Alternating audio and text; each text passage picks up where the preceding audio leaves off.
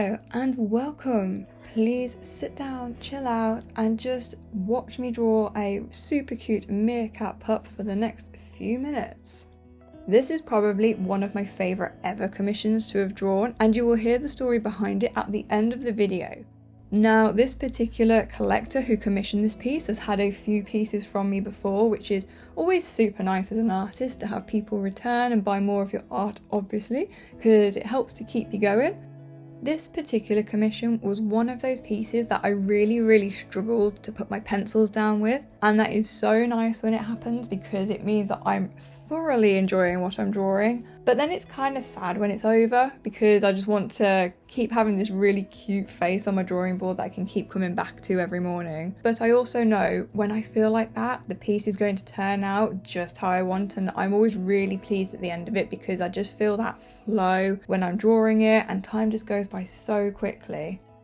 I used to do a lot of pet portraits back when I started about 9 years ago, and I found that I mostly ended up drawing spaniels because I drew one spaniel and then word of mouth went around and another spaniel commission came in and another, and I love drawing spaniels. I love their ears, do not get me wrong, but sitting down and drawing spaniels constantly for a year and not having much else to draw, it got a little bit methodical. So now that I have exciting commissions like this meerkat to go in the mix, it just really uplifts my artistic spirit.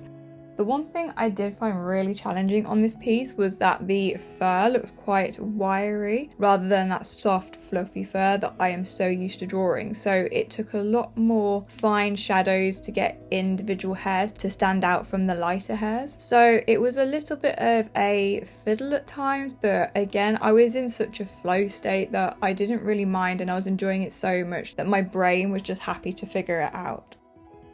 After drawing for most of my life, I have learnt just to switch off my conscious mind and let my subconscious take over, especially when I'm struggling with a piece, because if I try to force it and figure it out, it doesn't really work very well. So I have to let muscle memory take over and just trust the creative side of my brain.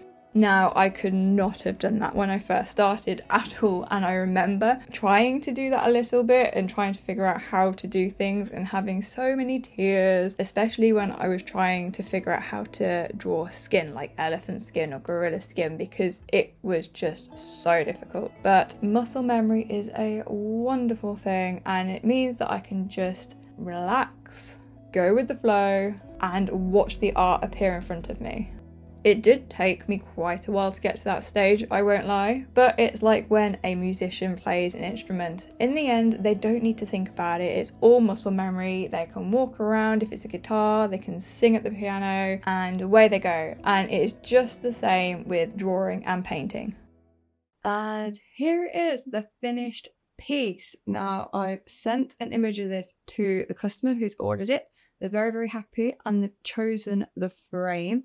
The frame is going to be a nice like wooden walnutty type frame, and it's going to be floating within that frame as well, hence why I've trimmed it right down to the edges. Usually I leave a little bit of a gap because that's where the mount goes around the picture, which is the bit of card that goes between the picture and the frame. So because I want it floating, it's not going to have that mount directly around, it's going to be stuck behind it. So we don't want a border, we want it right up to the edge. So it's all trimmed, cut down nicely, and now it's time to take it to the framer. Okay, so the plan here was to film inside the framers, but this was right before Christmas and they were incredibly busy. So the last thing I wanted to do was whip my camera out and stick it in their faces. So you'll have to do with just watching the final result here. Now, on the back of all of my framed artworks, I stamp my details, so my logo, my name, my website, because then it is there forever, and if anyone wants anything else from me, they can just check the back of the frame and they can find who I am. So it's about a week and a half since I dropped off the meerkat to my framers to be framed, and I now have it back here with me in my studio. Here is the finished result.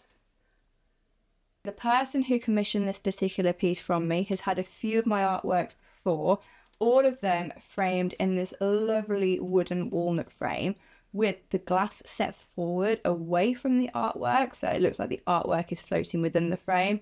It's a style they really like, it's a style they want to continue having, and I think it works really, really well for a piece like this. So a little story behind this particular meerkat commission, and it was a special commission, is that it was commissioned by a husband for his wife for Christmas. This wife is a very well-known zoologist, has her own Wikipedia page, all of that jazz, and they have meerkats in their garden which they've hand raised. Now, I've had the pleasure of meeting these meerkats myself, which is amazing, but this is one of those meerkats as a little meerkat pup, and it is absolutely adorable. So I will go as far as to say as this might be one of my favourite commissions ever, because look how cute this little meerkat is.